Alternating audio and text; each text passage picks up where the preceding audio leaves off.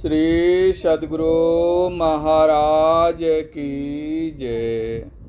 प्रातः स्मरणीय अनंत श्री घोषित परमाराध्य संत सद्गुरु महर्षि मिहि परमहंस जी महाराज का प्रवचन, मनुष्य और पशु में अंतर। महर्षि मिहि सत्संग सुधा सागर। बंदो गुरु पद कंज, कृपा सिंधु नर रूपरी, महामोह तम पुंज, जासु वचन रवि करनिक। प्यारे लोगों, हम लोगों के सत्संग में सार ईश्वर की भक्ति है। बिना ईश्वर भक्ति का जीवन असार है। वह मनुष्य शरीर वाला जीवन पशु जीवन हो जाता है। पशु खाने का उद्योग करता है, चरने जाता है, यह भी उद्यम ही हुआ। चिड़िया दाना चारा खोजती फिरती है। इस तरह जलचर, थलचर, नभचर सभी अपने अपने योग्य उद्योग कर्म करते हैं। अपने अपने भोजन की खोज में सभी रहते हैं। बगुला ध्यान लगाए बैठा रहता है मछली के लिए। मनुष्य की तरह ही पशु पक्षियों को काम क्रोध होता है। कीट पतंग को भी काम विकार होता है। इसके अंदर ईश्वरीय ज्ञान का पता नहीं। बगुले को पानी के किनारे मछली के लिए ध्यान लगाते तो देखते हैं, लेकिन सूखी जमीन पर कभी देखा है कि बगुला ध्यान लगाकर बैठा है? खाना पीना, आराम से रहना, यदि इतना ही मनुष्य में रह गया तो मनुष्यत्व क्या? मनुष्य को चाहिए कि ईश्वर भक्ति को जाने और करे। बिना ईश्वर भक्ति का जीवन असार है। दुनिया में सभी अपना अपना काम करते हैं, कोई ऑफिस में जाकर, कोई खेत आदि में। यह जीवन पशु जीवन है यदि इससे ईश्वर भजन नहीं करे। पशु को अपना अच्छा आचरण रखने का ज्ञान नहीं है, मनुष्य में इसका ज्ञान है। ईश्वर की भक्ति और अच्छा आचरण, ये दो बातें मनुष्य में है तो ठीक मनुष्य है, नहीं तो वह पशुवत है। ईश्वर इंद्रिय ज्ञान में नहीं आता है। इस बात को खूब समझ कर रखिए। पांचों ज्ञानेंद्रियों से जिसका ज्ञान हो वह ईश्वर नहीं है। जैसे आप रूप रंग देखते हैं, गाछ आदि को देखते हैं, इस दृश्य को रूप कहते हैं। इसका केवल आँख से ही ज्ञान हो सकता है। इसका कान से ज्ञान करना चाहे तो नहीं होगा। इसी तरह शब्द का ज्ञान कान से होता है। एक एक इंद्रिय के वास्ते एक एक चीज विषय है, दूसरी इंद्रिय से उसका ग्रहण नहीं होगा।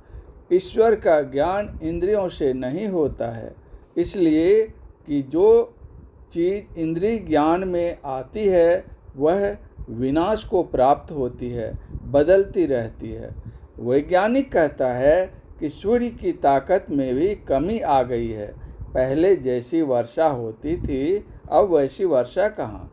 सूर्य की शक्ति घटते घटते घट जाएगी और महाप्रलय हो जाएगा। जो देखने में आए वह ईश्वर नहीं है। यह शरीर है, देखने में आता है, और एक दिन यह शरीर नहीं रहेगा। ईश्वर इंद्रिय ज्ञान में आने योग्य नहीं है। आप अपने शरीर को पहचानते हैं, लेकिन अपना ज्ञान, आत्मा का ज्ञान आपको नहीं है। इसी तरह ईश्वर भी अभी आपके ज्ञान में नहीं है।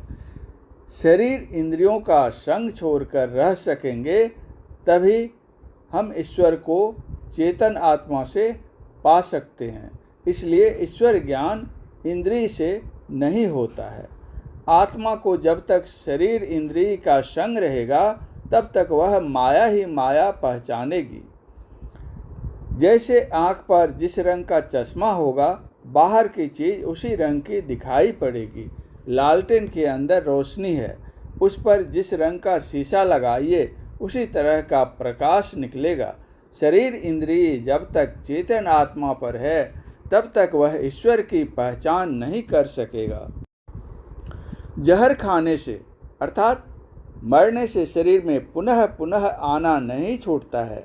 अपने घर ही घर चलो, यानी अपने शरीर के अंदर ही अंदर चलो।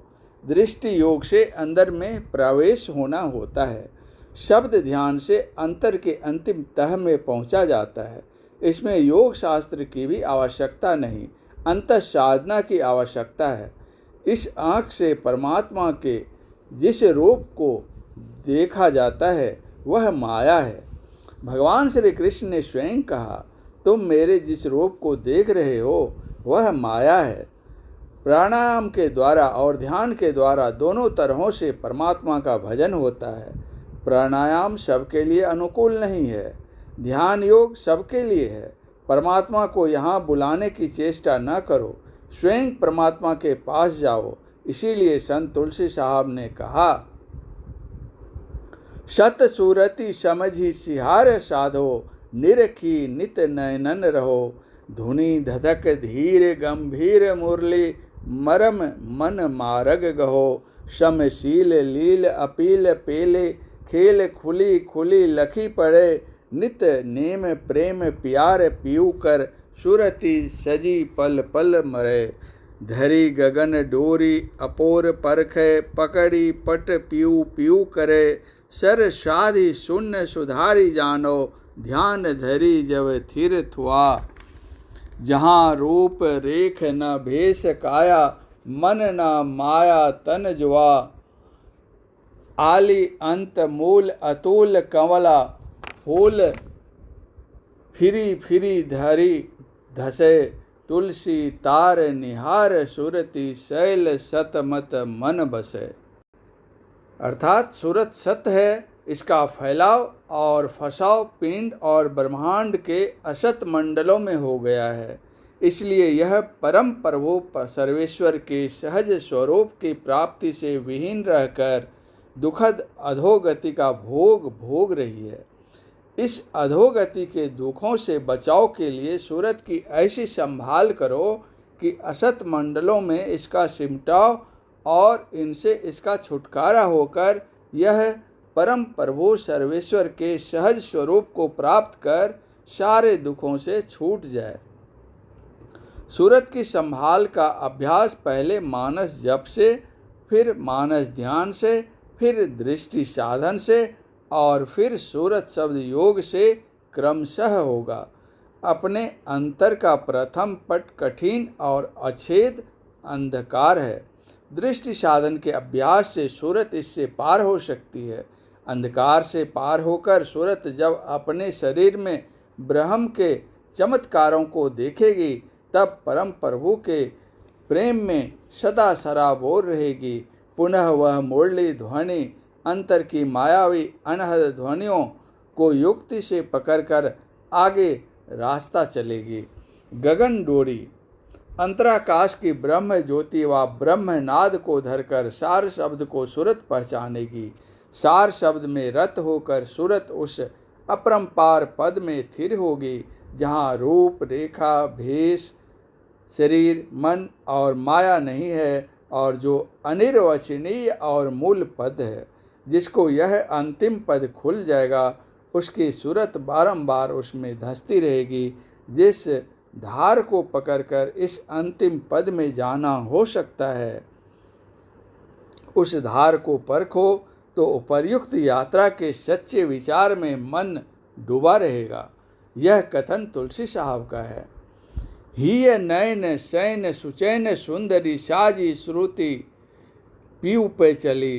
गिरी गवन गोह गिहारी, मार्ग चढ़त गढ़ गगना गली। जहाँ ताल तटपट पार प्रीतम, परसी पद आगे अली।